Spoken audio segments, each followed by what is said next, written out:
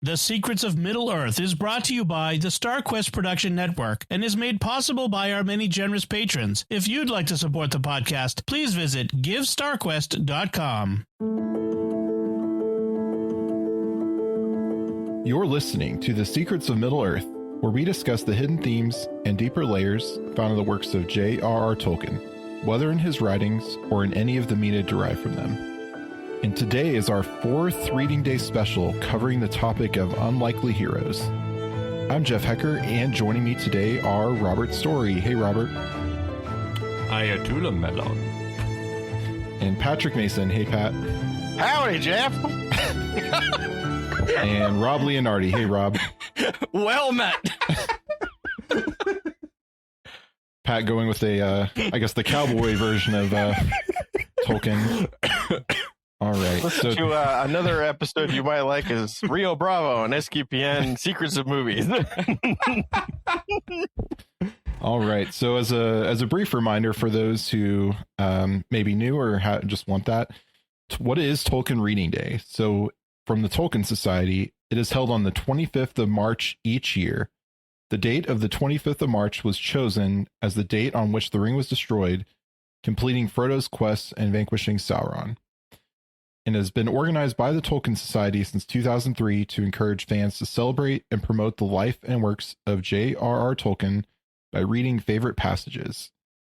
And this year's theme is unlikely heroes. So I think we have some great quotes and maybe some likely heroes as well as unlikely to talk about. But before we get into that, I wanted to shout out our panelist, Alex Murray. She works at a bookshop in the UK, and she's planning some great Reading Day celebrations. And you can visit her store's Instagram at Instagram.com/The Iron Bridge Bookshop. And I think she'll also post some links in the Discord. So stay tuned to our Discord for that, with some fun videos and images from that. And then also, speaking of books, don't forget our friend Caitlin Fascista's book, Into the Heart of Middle-earth, is available, and you can visit teawithtolkien.com for all the details. And then before we get into our quotes, the only news item I saw, and just because, we like to make fun of this on the podcast, there's some rumors that The Hunt for Gollum might become a trilogy, not just a single movie. So we don't make fun of that. Why does everything we joke about have to turn real? Man, what isn't it a funny joke when Andoril appeared right over there? So, so I don't know, we were joking beforehand, but yeah, we were saying, they could kind of flash back and show us very young Smeagol, kind of give his life journey, and then do, the actual Hunt for Gollum part, maybe as a separate film, who knows? But Lord of the Rings horror movie. He eats children. Like, it's there. Yeah. Well, and he, there's the rumor that he killed Frodo and Frodo's parents too. So in a dark alley after filming, or after Zorro. Yeah, we all remember. That's a deep cut joke. Okay. All right, Batman. They too so happen to have been Catholic. Oh man. Get my red string out. So be sure to stay tuned to the podcast for all the breaking news that we get on the Hunt for Gollum trilogy, quadrilogy, who knows what. Anything can happen. No.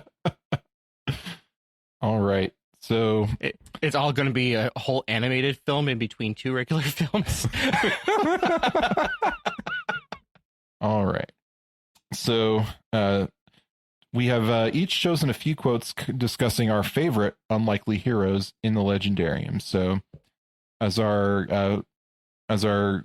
new panelists, I'll throw it to Robert first. So what's your first quote, Robert? All right, my first quote needs just a tiny bit of setup, and I promise to keep this under 20 minutes of explanation. So a lot of people don't know this, even though they should, Tolkien's dwarves are not meant to be heroic. They're actually meant to be very distrustworthy. For those of you who have read the Silmarillion, which since this show has already done a read through, should be all of you. If you haven't, I believe this is the part where I say, okay, stop, go read the Silmarillion. Okay, welcome back. Now that we know the dwarves aren't to be trusted, my first quote is from The Hobbit, where we all meet the dwarves.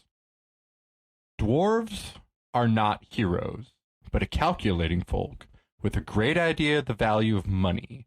Some are tricky and treacherous and pretty bad lots. Some are not, but are decent enough people like Thorin and company, if you don't expect too much. And I love this quote because it always puts in the back of your mind, like, should they retake Erebor? Like, do they have a moral right to? Because as bad as Smaug is, the dwarves aren't much better. Like, the only really named one we've mentioned, or we've met before, was Min the Petty Dwarf in the Tale of Turin, and we all know how Turin goes and begins basically the whole way down. And then the next time the dwarves are mentioned are with the whole affair with the Nauglamir, in which they still don't come off as much better. So when we read this quote from The Hobbit, it brings back to mind, I don't know if I can trust these dwarves. Just because they're trying to retake their home doesn't mean they should. And then, of course, the rest of the book happens, but that's a spoiler for later. Why are we doing this? Because we need the book to happen. Okay. All right. Correct. Yeah. No, it's interesting that you talk about dwarves being untrustworthy, because I was actually, didn't pull one, but I was trying to find a quote about a dwarf to use, because some of mine are kind of hit on the other peoples of Middle Earth. So I was trying to find one, and, I'd have to go to, the Lord of the Rings and basically get quotes about Gimli, or go into the Hobbit in order to really find some. But yeah, that's a good point, that if you've never read Tolkien and you do Silmarillion first, or you're going in that timeline order, then yeah, the dwarves are not always coming off the best. So no, not at all. All right, Pat, do you have a quote for us? I do. So I went with the most unlikeliest of all heroes, Sam Gamgee. Way to take the obvious. Yeah, right. Well, I looked at the sheet and nobody had taken the obvious people, so I was like, all right then. This makes it easy. Okay, so of the Sam, most unlikely heroes, you're the unlikeliest. This quote is from the close to the end of the third book of the Lord of the Rings, Return of the King. They're already in Mordor, and bad stuff is happening, or has happened. His thought turned to the ring, but there was no comfort there, only dread and danger.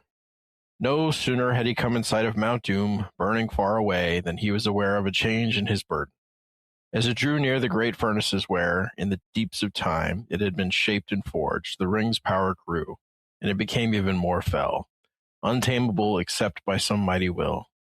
As Sam stood there, even though the ring was not on him, but hanging by its chain around his neck, he felt himself enlarged, as if he were robed in a huge, distorted shadow of himself. A vast and ominous threat halted upon the walls of Mordor. He felt that he had, from now on, only two choices: to forbear the ring, though it would torment him, or to claim it, and challenge the power that sat in its dark hole beyond the Valley of Shadows. Already the ring tempted him, gnawing at his reason and will. Wild fantasies arose in his mind, and he saw Samwise the Strong, hero of the age, striding with a flaming sword across the darkened land, and armies flocking to his call as he marched to overthrow of Barad-dûr. And then all the clouds rolled away, and the white sun shone, and at his command the Vale of Gorgoroth became a garden of flowers and trees and brought forth fruit. He had only to put on the ring and claim it for his own, and all this could be. In that hour of trial, it was his love of his master that helped him most to hold him firm, but also deep down in him lived still unconquered his plain hobbit sense. He knew in the core of his heart that he was not large enough to bear such a burden, even if such visions were not a mere cheat to betray him.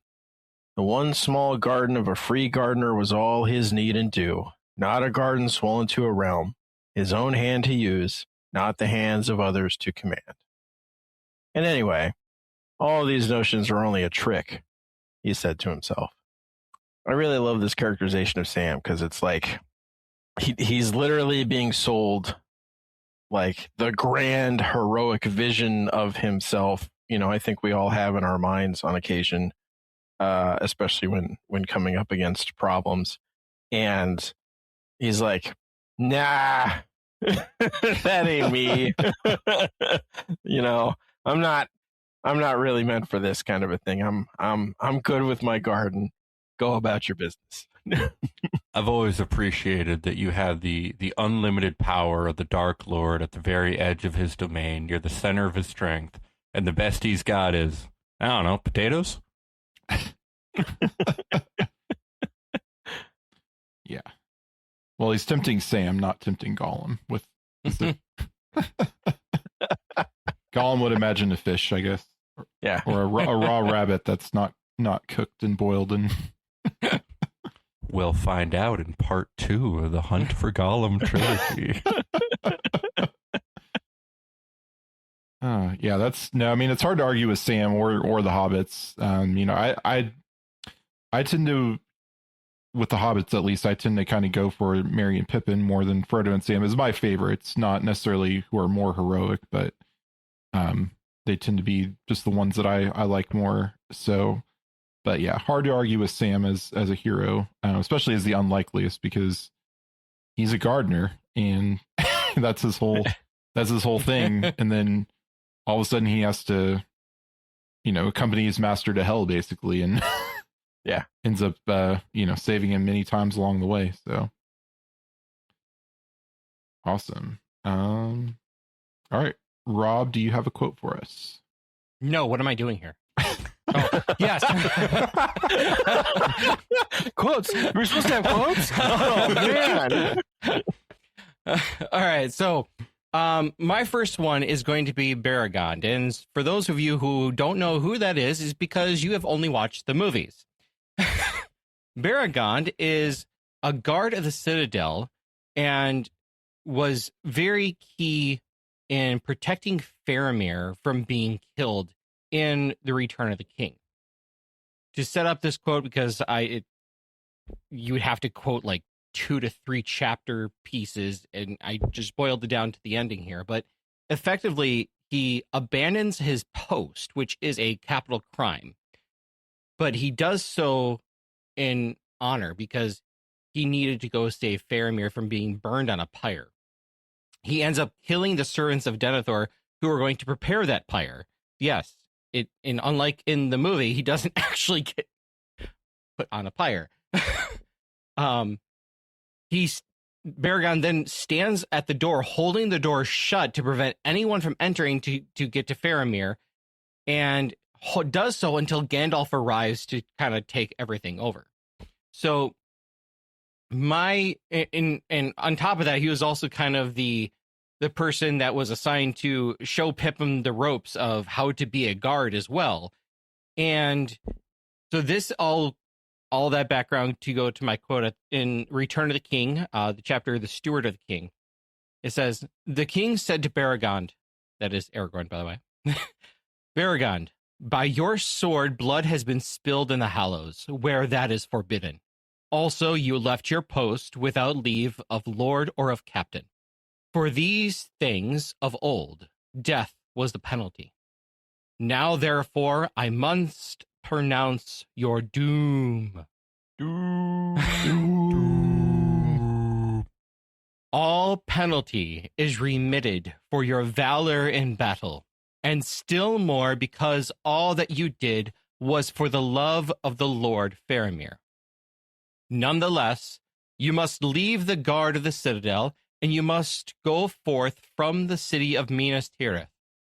So it must be, for you are appointed to the White Company, the guard of Faramir, Prince of Ithilien, and you shall be its captain and dwell in Emen Arnon, in honor and peace, and in the service of him for whom you risked all, to save him from death. Yeah, that quote was fine. No, I'm joking. It's okay. I'm joking. No, yeah, that's a really good one. And you know, I've said many times before, I've read the books, but I've read them a few times over the years, so I want to reread them again in the near future. But yeah, so I'm much more of a movie watcher, though. That's at least once a year for me. But so, like, if there is we joked about it last time, if there is a mithril cut of Lord of the Rings that has, by Peter Jackson, that has Baragon, release it, Peter Jackson, please. Although they kind of give that heroic scene to Pippin in the movie, though. So, but yeah, no, it's no, I'm glad you included kind of a just not any, like, not that Baragon's not special, but just kind of your average person in there, because I feel like with my picks, they're all like pretty important characters, or pretty like the main unlikely characters. Jeff, unlikely. Exactly. I mean, they can still be heroes. They're just unlikely. Yeah, exactly. Yeah, no, I like that you had that one in there. So yeah, definitely a cool, like, that would be a fun, I mean, I guess it's kind of this episode, but that would be cool, like, favorite minor characters episode. But yeah, everyone who appears in Athelion. Sam Gamgee. Oh wait, no. All right. So I guess it's my turn. So I will also turn to Return of the King, or return to Return of the King.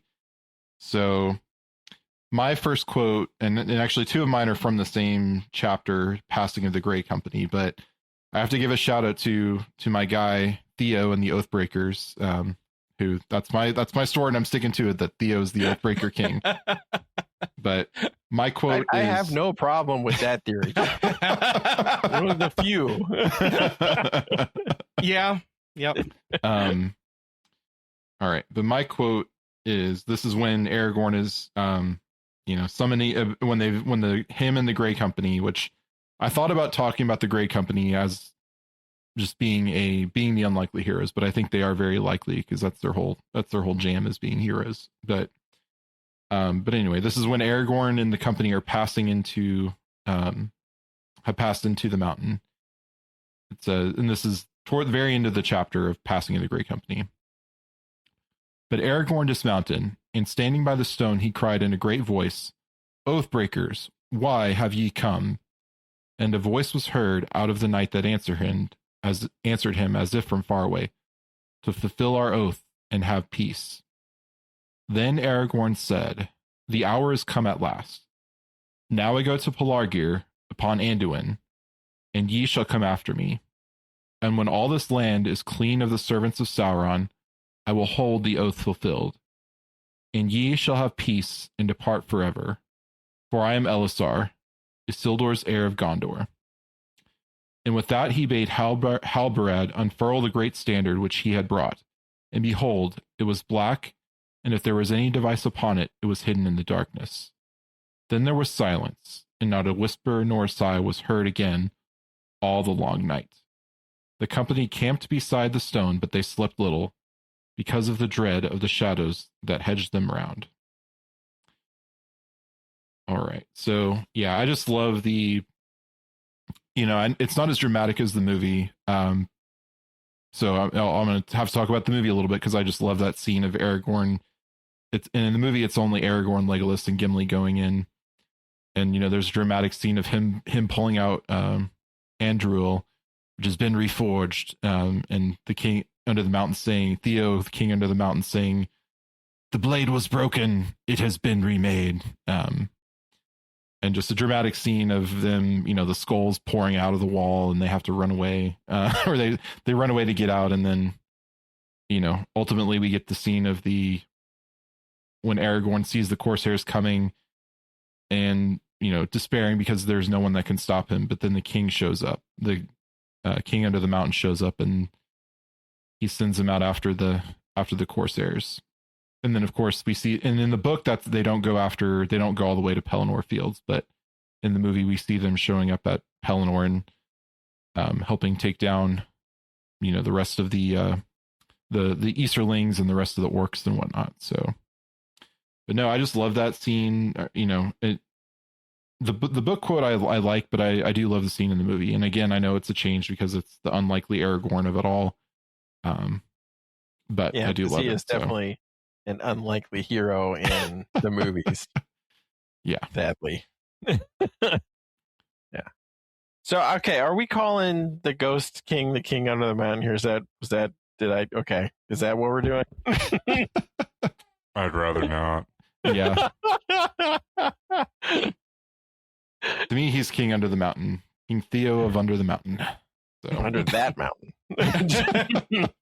Now I want to find out if that was ever a dwarf stronghold at any point, since they do tend to be taken over by unwholesome creatures eventually. Yeah. All right. Yeah. All right. Well, Robert had to temporarily step away to go be a very likely hero to his to his family. So, Rob, do you mind jumping in next again? Yeah, sure.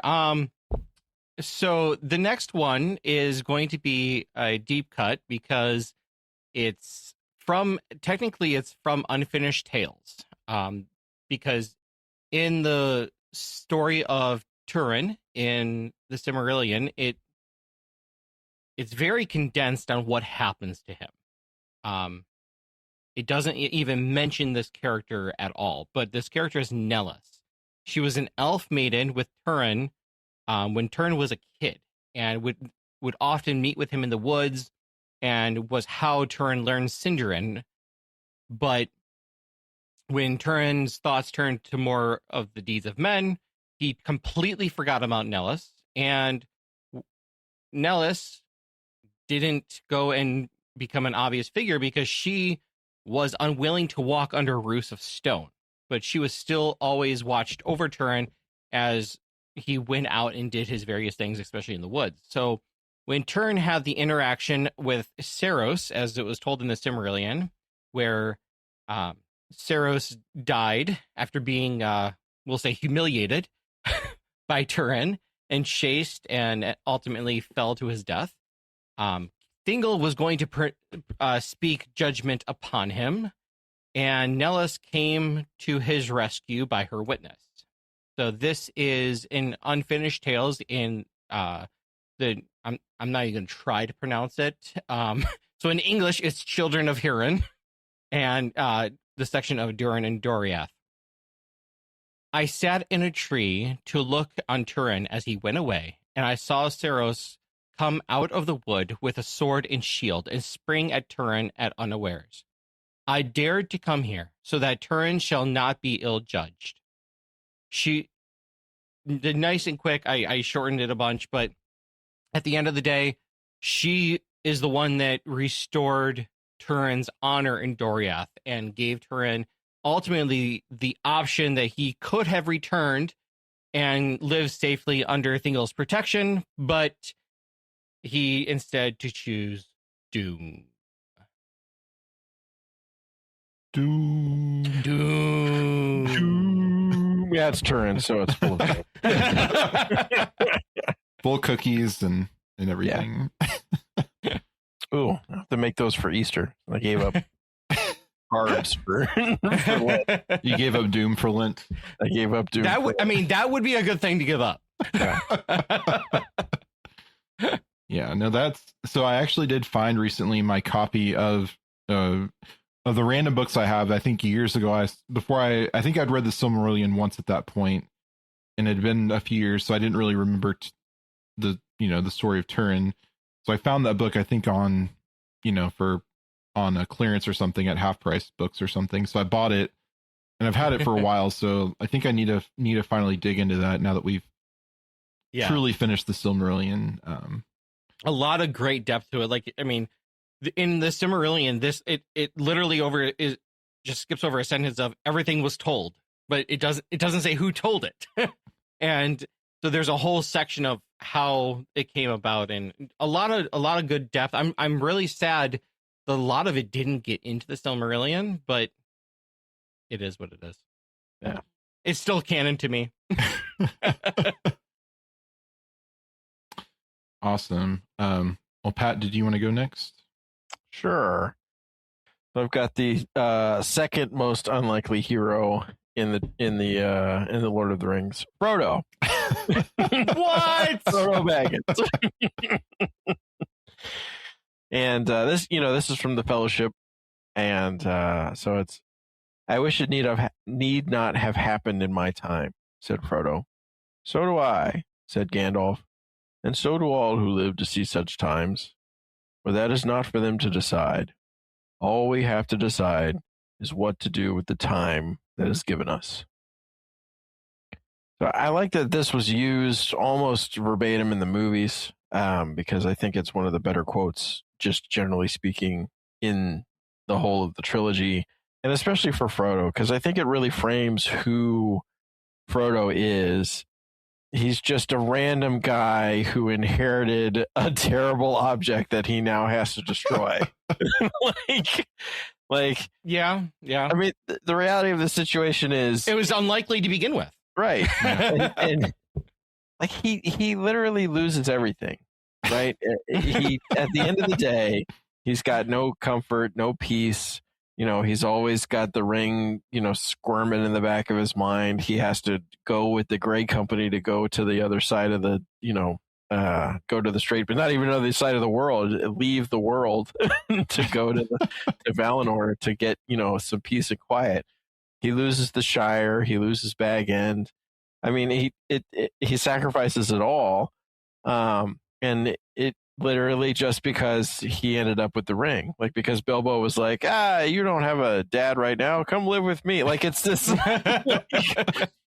random, all because of Gollum. Yeah. Coming soon, Hunt for Gollum Part 3. Gollum. So yeah, I Frodo to me is like so many of the heroes in Lord of the Rings are built to be heroic. They at least had the training and the background and the whatever.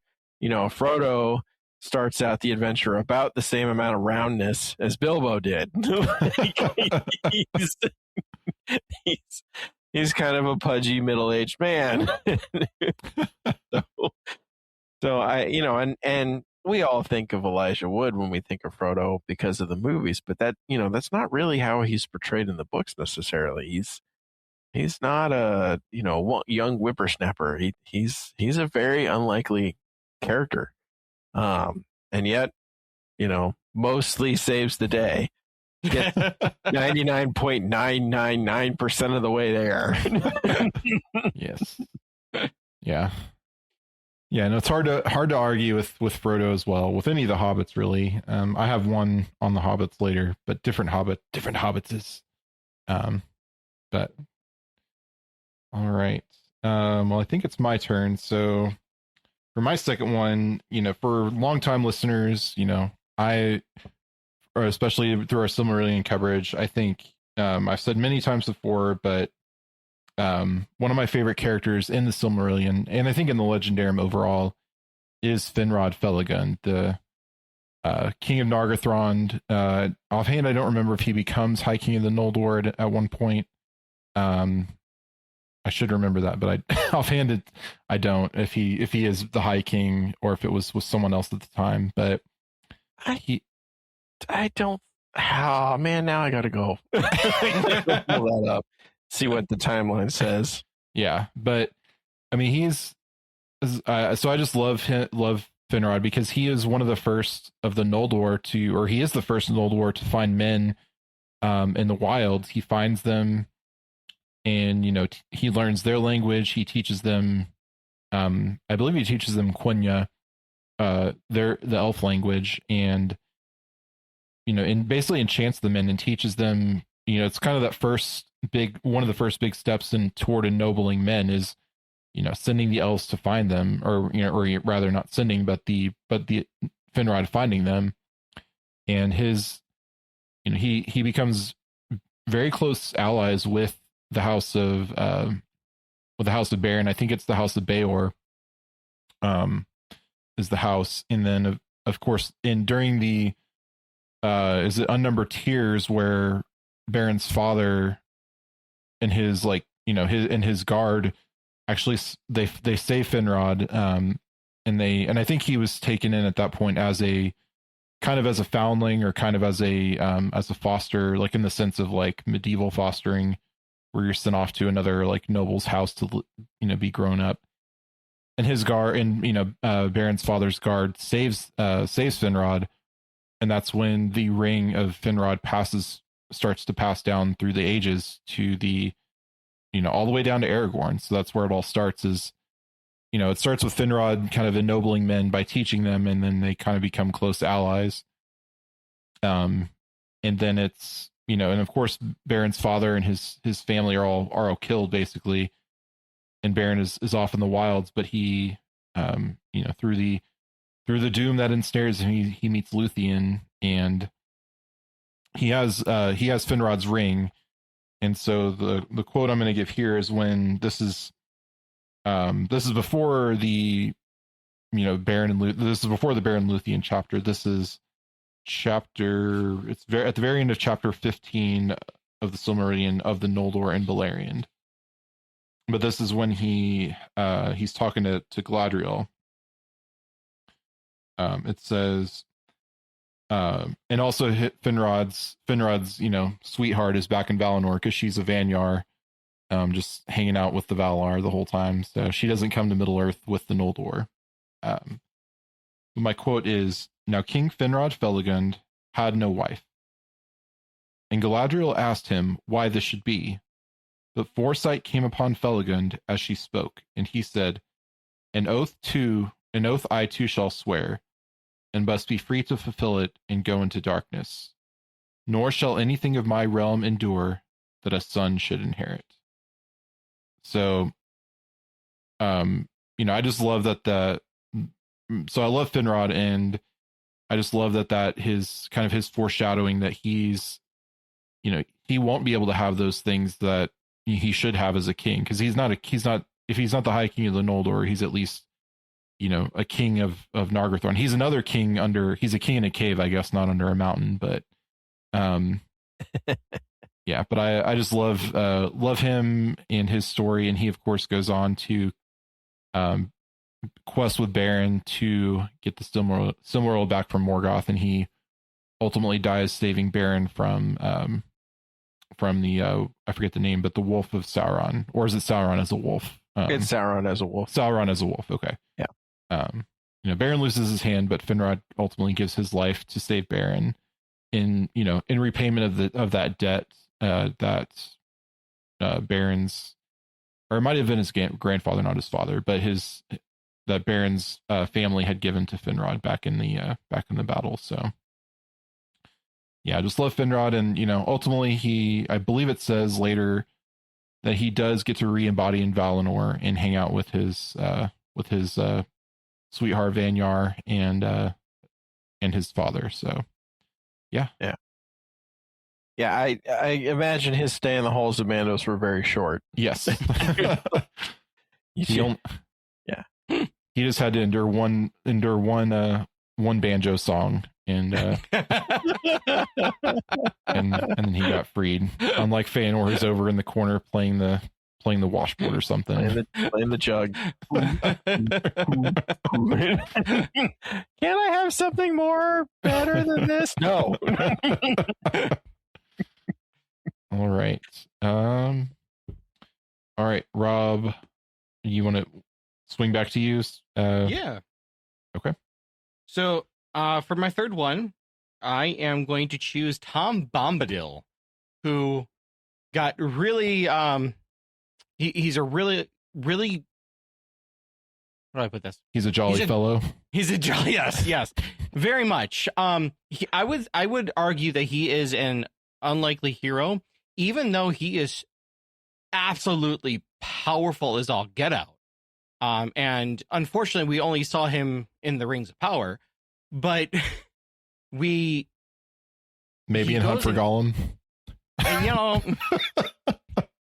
Possibly. I mean, anything's. Why do you say these things out loud? I'm speaking doom.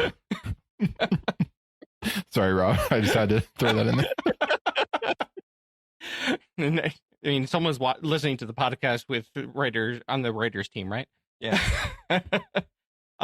So originally he goes and he saves Merry and Pippin from Old Man Willow, who I am not wholly unconvinced is not an Ent, just long past in a way.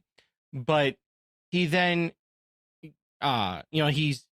tells the hobbits that if at any point they are in need, to just sing his song and he will appear. And almost kind of like a WWE superstar that I know. No. So we have Hulk Hogan is Tolkus, Mandos is the Undertaker. Yep. Tom Bombadil. Who would Tom Bombadil be? Joe Hendry. Interesting choice. Okay, maybe not, but it works. So obviously, again, then this is not in the movies, but the Sam, Pippin, Merry, and Frodo all go from his house and try to go to the Prancing Pony and end up in the Barrow Downs and get attacked by Barrow Wights. And in doing so, they are pretty much left to die. But Frodo remembers that Tom taught them this rhyme, and so he begins singing "Ho, Tom Bombadil," and Tom Bombadil shows up. And so this is from the Fellowship of the Ring, Fog on the Barrow Downs.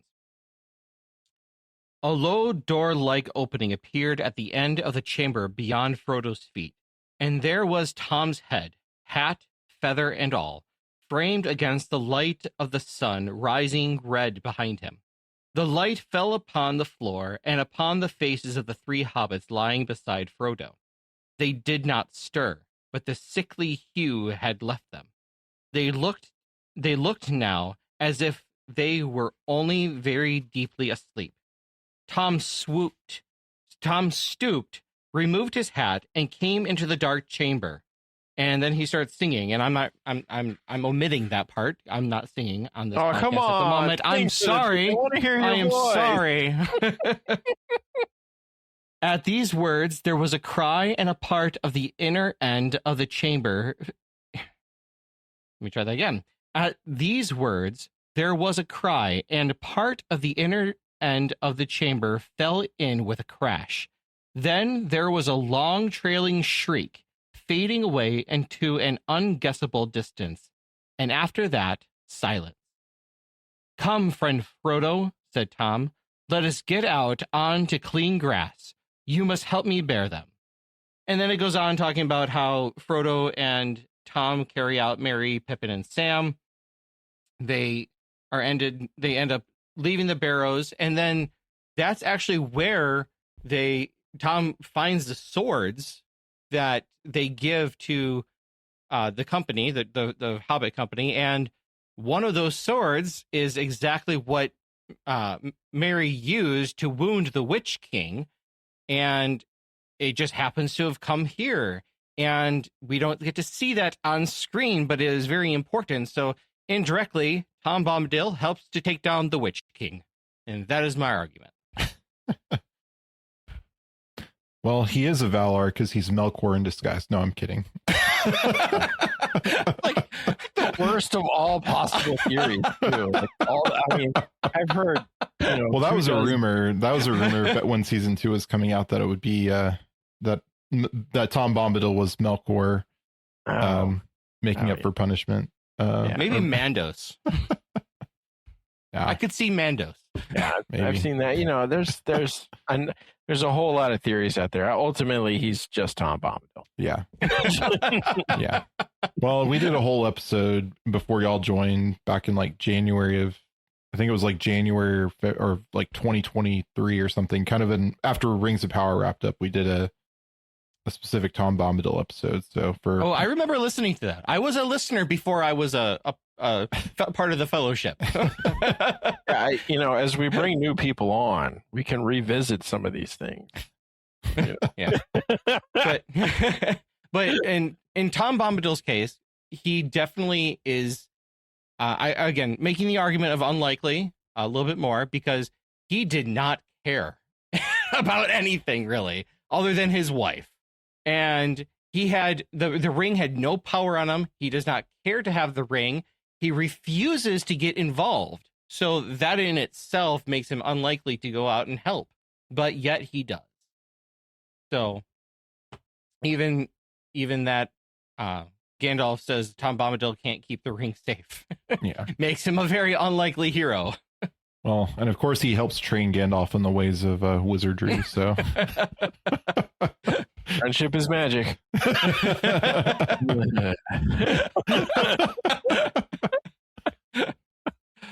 Flames across the side of my face. Let's see. All right, so I think you're. Let's see. Are you at Pat next, or is it back to me? It's either me or you. I don't remember. Have you done? Yeah.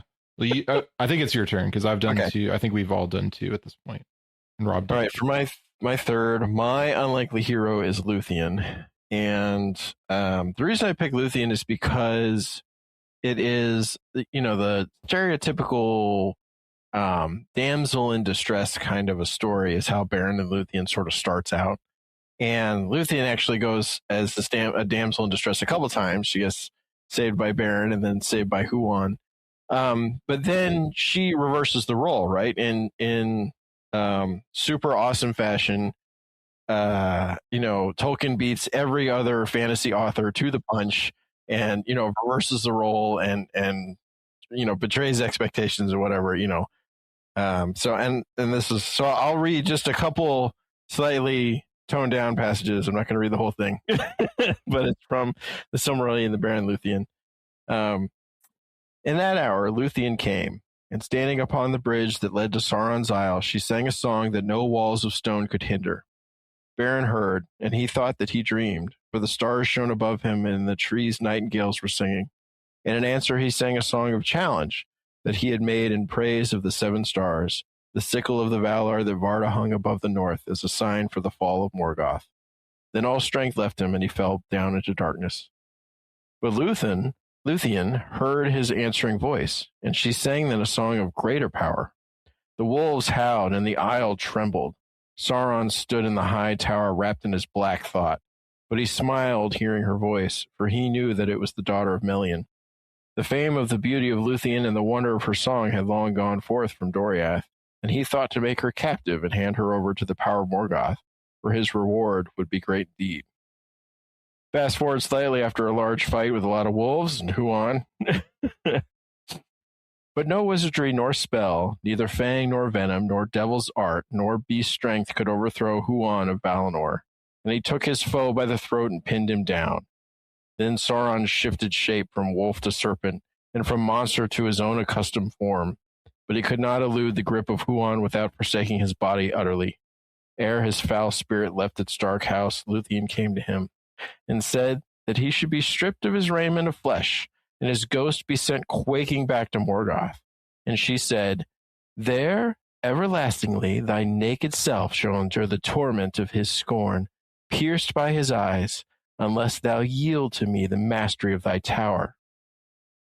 Then Sauron yielded himself, and Lúthien took the mastery of the isle, and all that was there, and Huan released him. And immediately he took the form of a vampire, great as a dark cloud across the moon, and he fled, dripping blood from his throat upon the trees, and came to Tor Nafun, and dwelt there, filling it with horror. Then Lúthien stood upon the bridge and declared her power, and the spell was loosed that bound stone to stone, and the gates were thrown down, and the walls opened, and the pits laid bare, and many thralls and captives came forth in wonder and dismay, shielding their eyes against the pale moonlight, for they lay long in the darkness of Sauron. All done by some girl. Well, You know. not just some girl. I mean, Lúthien is like the girl. Yeah. But, So So she's this like- elf needed. Yeah. So she's like Chris Jericho and brings the walls down. See, I was going to go with Pat Benatar, because she's shooting down the walls of heartache. But Well, we had a wrestling Bang, bang. interlude a few minutes ago. So yeah, hard to argue with Lúthien as an unlikely hero, because by all, in I guess I'm trying to think of the way to say this, in like your kind of classic fairy tales, not always, but oftentimes it was, the ladies were damsels in distress and had to be rescued by the Prince Charming. But, Lúthien, and as a counterpoint to that, follows Baron because she loves him, and she's going to make sure he gets that Silmaril so they can get married. So Yeah. And I love the fact that even Sauron, he's like, she's here and I can capture her, because she's renowned for her beauty. And I'm like, well, yes, but also it turns out she's going to sing your tower down. yeah. I wonder if that was just an allegory to an instance of her of Tolkien courting his wife before they got married, and an ex one of her ex interests or something.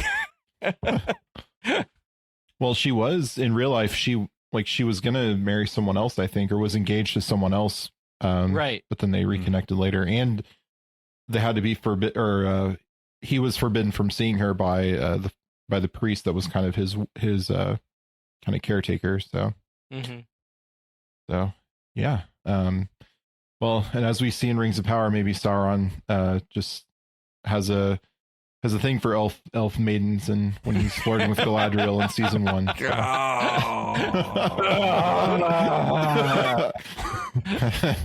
Why is the side of my face heating up? Yeah. Not as bad as like an elf dwarf romance, but still pretty bad. There it is. There it is. Beat Rob to the punch. We missed the chance to work it in naturally when saying Tauriel's their most unlikely hero. Challenge accepted. Awesome. Robert, did you want to give your next quote? Sure. I couldn't pick where I wanted to start, so I started as far back as I could because it means I get to read more of the professor's prose. So, as I alluded to earlier, the dwarves are not to be trusted. And during the battle of currently 4 armies, everybody forgot that there's like 12 dwarves inside the hall. And so, suddenly there came a great shout, and from the gate came a trumpet call. They had forgotten Thorin. Part of the wall, moved by levers, fell outward with a crash into the pool. Out leapt the king under the mountain, and his companions followed him. Hood and cloak were gone. They were in shining armor, and red light leapt from their eyes. In the gloom the great dwarf gleamed like gold in a dying fire. Rocks were hurled down from on high by the goblins above, but they held on, leapt down to the falls' foot, and rushed forward to battle. Wolf and rider fell or fled before them.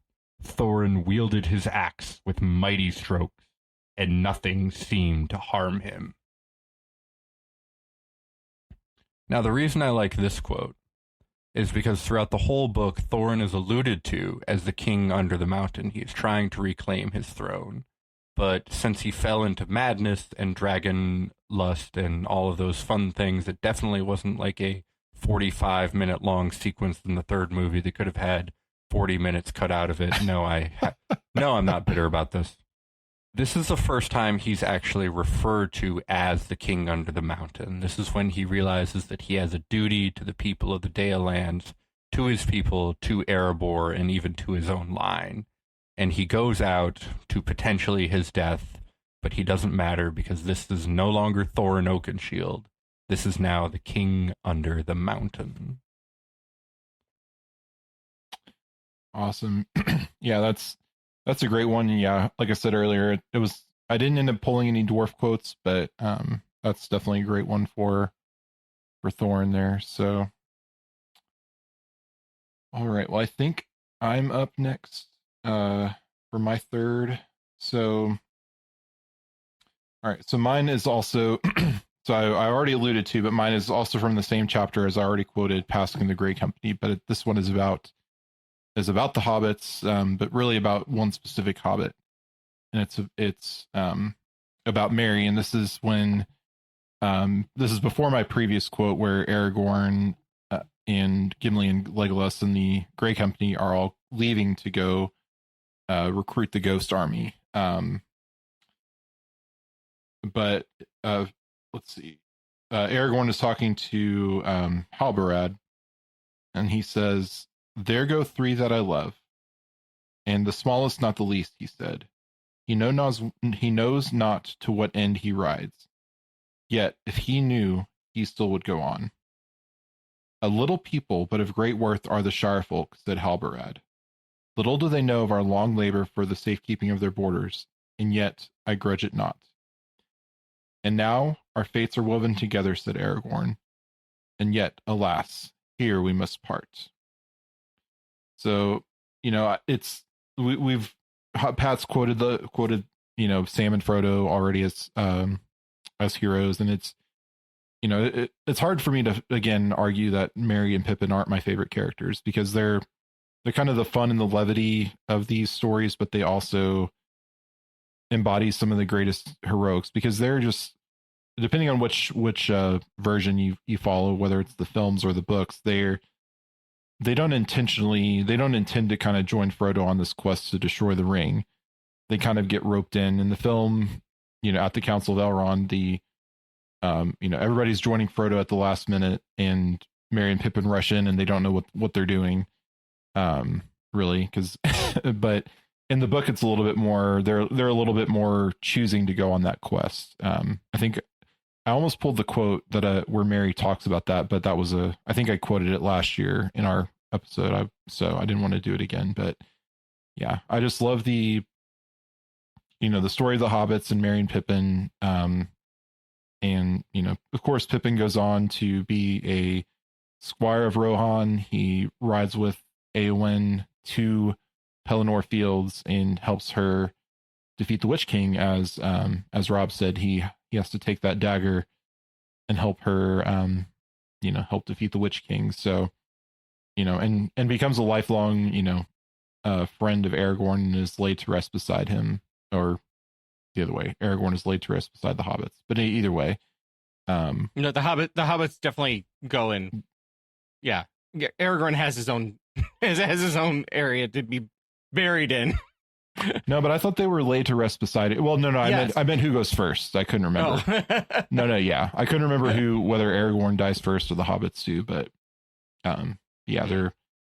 So yeah, I just love that bond of friendship that is, and that heroism that Merry has, that is the most unlikely of heroes, and I think it's just well encapsulated in the scene in the movie where Aragorn says, "My friends, you bow to no one," because without any of them individually, they would have, something would have happened on the quest. They would have lost, or they might not have been able to complete it, but all four of them had a great part to play. So, yeah, hobbits are heroes. I know it's controversial, but I'm going to say it. Hobbits are heroes. Super controversial. I might have to throw down about this one. I don't know. Let's see. So, Robert, I think it's back to you for your third quote. Yeah. So I have a very, very controversial quote that I am completely unwilling to defend in any way, shape, or form. I believe, now I'm quoting this from memory, so if I get it wrong, please skewer me in the everything. I believe it goes, "And lo did Tauriel fall to her knees, crying out, 'Why does it hurt?' And therefore did thrive." Oh, okay. I spent so long trying to find this. No, there's a line where you don't trust dwarves. I know there is. I didn't have time to find a third quote, but there is a scene that lives rent free in my head, unfortunately.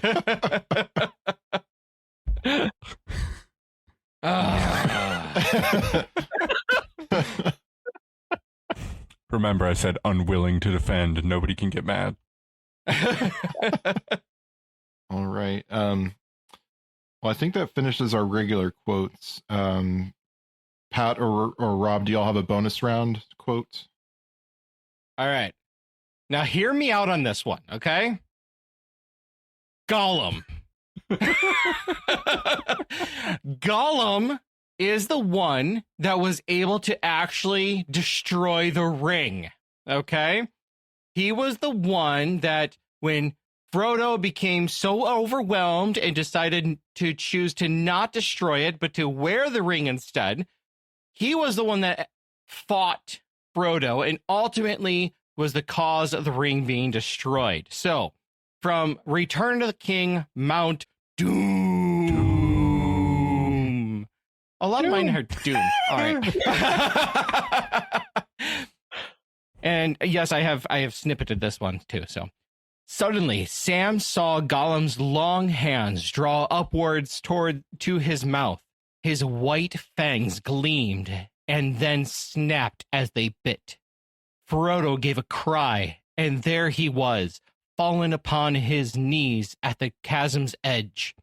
But Gollum, dancing like a mad thing, held aloft the ring, a finger still thrust within its circle. "My precious! Oh, my precious!" And with that, even as his eyes were lifted up to gloat on his prize, he stepped too far, toppled, wavered for a moment on the brink, and then with a shriek he fell. Out of the depths came his last wail, "Precious!" And he was gone.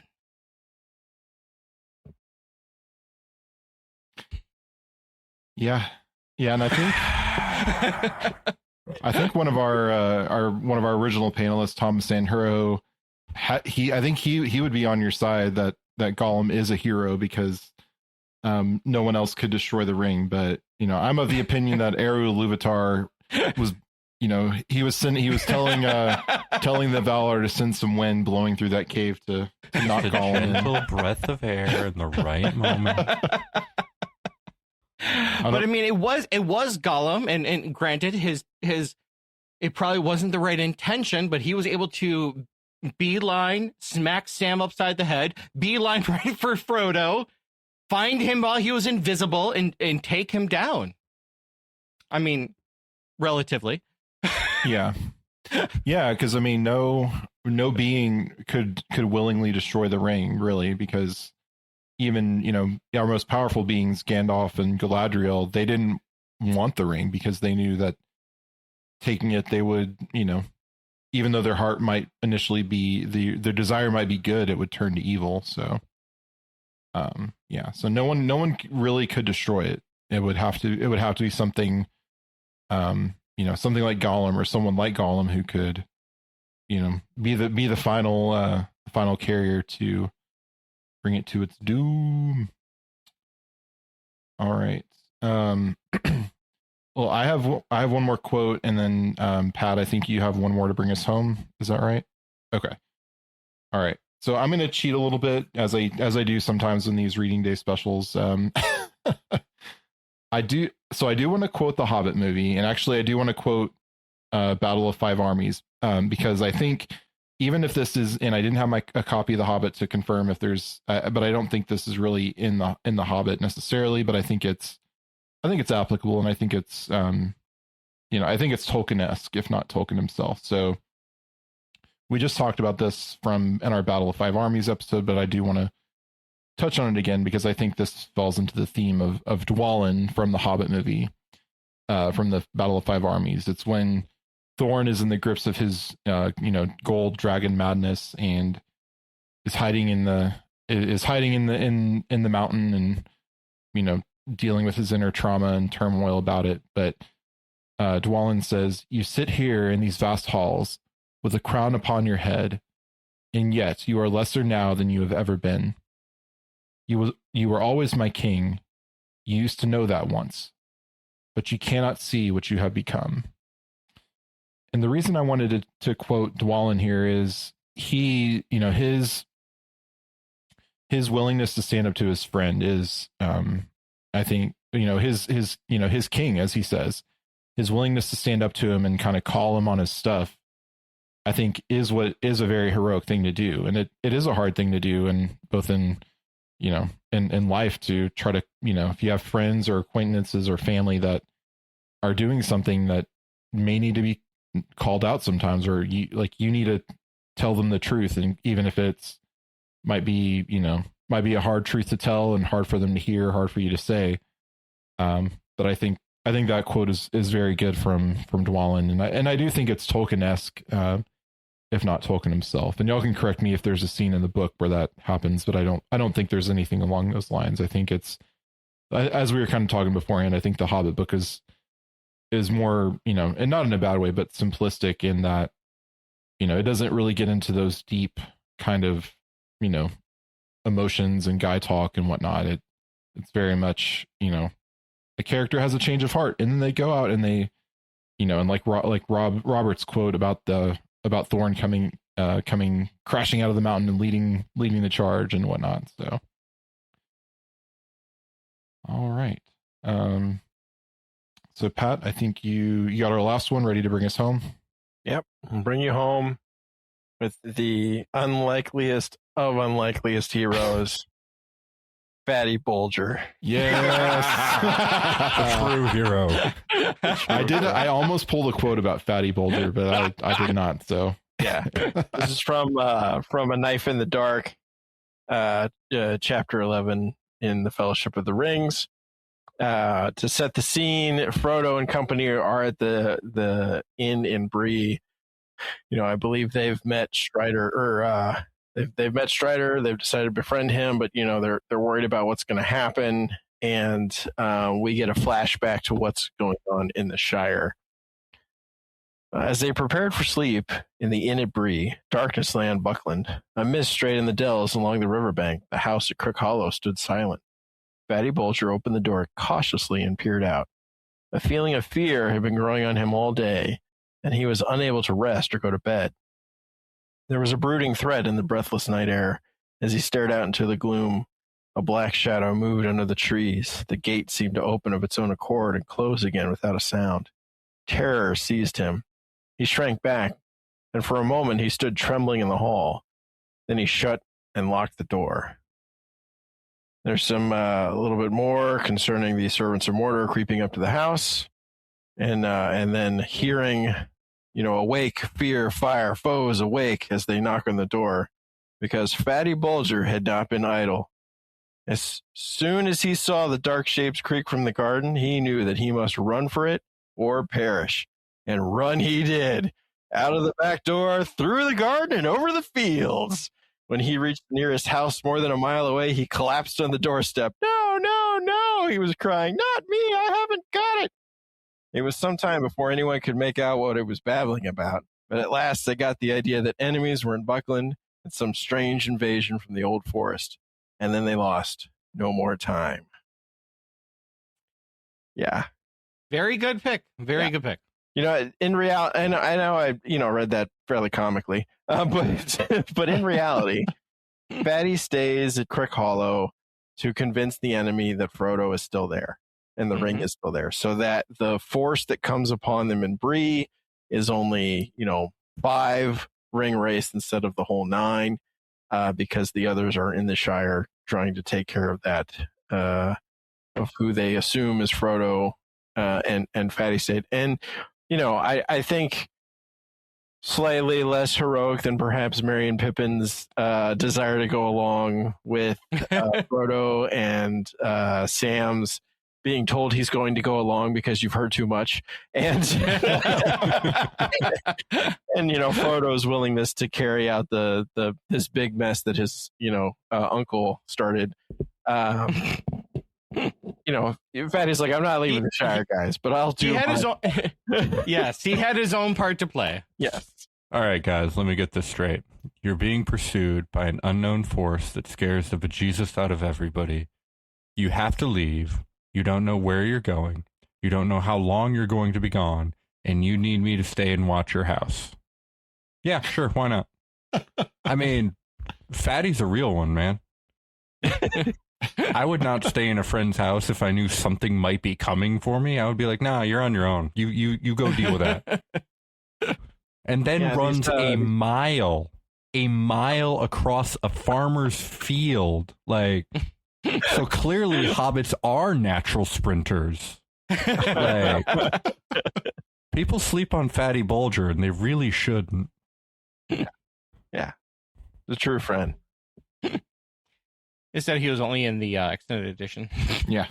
He's in the mithril cut somewhere. Whole Just stories off in the screen. mithril cut. Just off screen.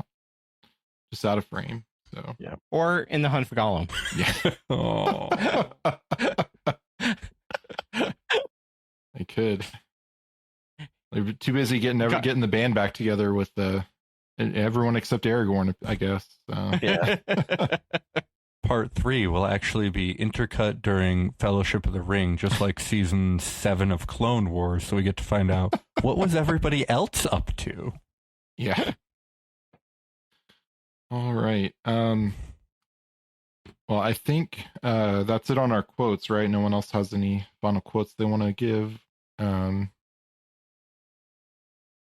mean, I could keep going. We could. Hopefully, we're heroes. as could we all. Yeah. Well, I think then I think that's good for this reading day special. So if we'll have more here in a moment on the how to send us to your favorite heroes. But if we're missing something, if we're missing one, if you're screaming at your podcast app like, why didn't they say, whoever, definitely let us know. So all right, but before we get there, we do have some feedback.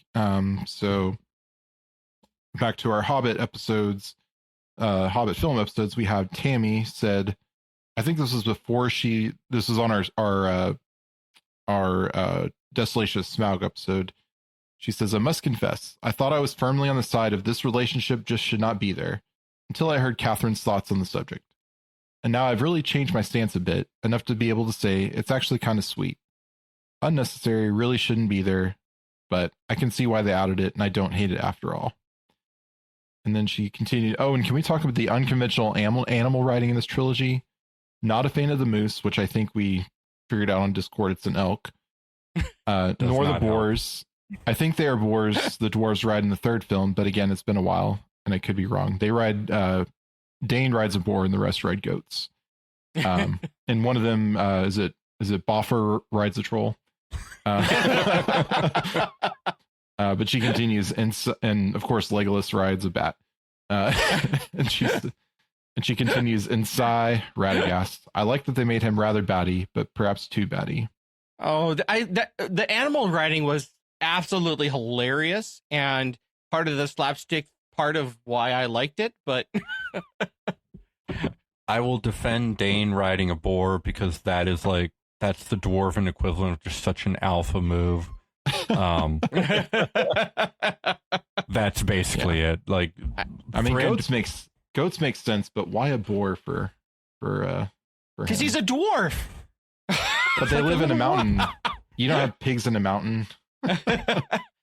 What else do you think they eat? I gotta get that meat somehow. Yeah. Dwarves or boars are terrifying. Like, I guess he's from the hills and not a mountain, so yeah, I guess it's fine. Iron Hills, yeah. And then on our most recent episode, Into the Heart of Middle Earth, we had Tammy again said, just finished the episode and it was great to hear Caitlin again. I just ordered my copy of the book and can't wait to read it. So yes, please support Caitlin, support her book if you want her sequel that we joked about. Still trying to furiously pre-order it. I cannot find it. Yeah. Help Robert out so he can pre-order the book. And then Alex Murray on Into the Heart said, I could really relate to Caitlin's statement about wanting to talk about LOTR when everyone else wanted to talk about nap times and feeding schedules. I was further challenged with my obsession with Patrick O'Brien's Aubrey Maturin series about the British Navy during the Napoleonic Wars. This was a few years before social media, so those were lonely days. Eventually, I found my place. SQPN and all of you. Aww. In the words of the old gaffer, all's well that ends better. So yeah, and stay tuned to the podcast because Alex will be on an episode in next month. So stay tuned for that. And then I'll shout out her bookshop again. It is the Iron Bridge Bookshop. So you can search that on Instagram, and also again, Paula on our Discord for any videos and pictures that she shares. So,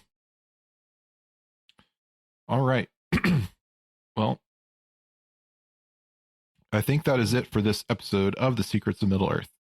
We'd like to take a moment to thank all of our patrons who make this show possible, including Marcin D, Matt M, Ray, Nicole, and Malinowski. Their generous donations help us to continue to create The Secrets of Middle-earth and all the shows at StarQuest. And you can join them at givestarquest.com. The Secrets of Middle-earth is brought to you by the new book by StarQuest's own Caitlin Fascista, Into the Heart of Middle-earth, a heartfelt exploration of how the timeless themes and values of Tolkien's Middle-earth can inspire and transform our everyday lives. Come on a spiritual journey through the Lord of the Rings, uncovering the themes, virtues, and eternal truths woven into the story, and showing how they can inspire each of us to become a hobbit at heart. Learn more at teawithtolkien.com/book. That's teawithtolkien.com/book. And be sure to follow the show on Secrets of Middle-earth in Apple Podcasts, YouTube Music, Spotify, or any podcast directory or app. And you can find us on social media at facebook.com/StarQuestMedia, or on X, where we are at SQPN, or on Instagram, where we are at StarQuest Network. And don't forget that you can get your own official Secrets of Middle-earth merch, including our awesome t-shirt, at sqpn.com/merch. It's a great way for you to support the show and show your love for Tolkien and the wonderful world of Middle-earth. And now we'd love to hear from you, our listeners. How are you celebrating Reading Day? And which of our picks were your favorite? Or do you have any favorite passages on Unlikely Heroes that we missed? And who is your favorite Unlikely Hero? You can let us know on our Facebook page or on Twitter, or by sending an email to middleearth@sqpn.com, or by leaving us a comment on YouTube or on Spotify, or for the most fun, by visiting our channel on the StarQuest Discord community at sqpn.com/Discord.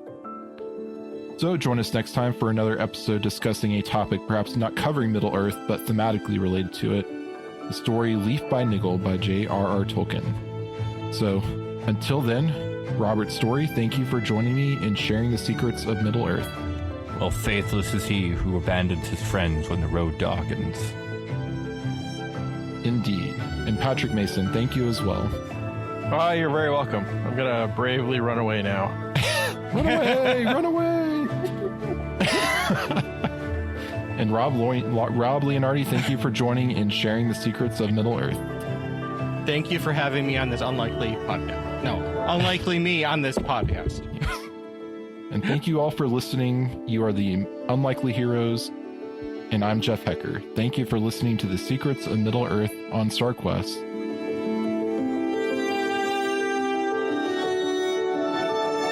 Get out, you old wight. Vanish in the sunlight, shrivel like the cold mist, like the winds go wailing, out into the barren lands, far beyond the mountains. Come never here again, leave your barrow empty, lost and forgotten be, darker than the darkness, where gates stand forever shut, till the world is mended. Here's another show on the StarQuest Network you're sure to enjoy. Jimmy Akin's Mysterious World. Find the show wherever fine podcasts are found or at sqpn.com/mysterious.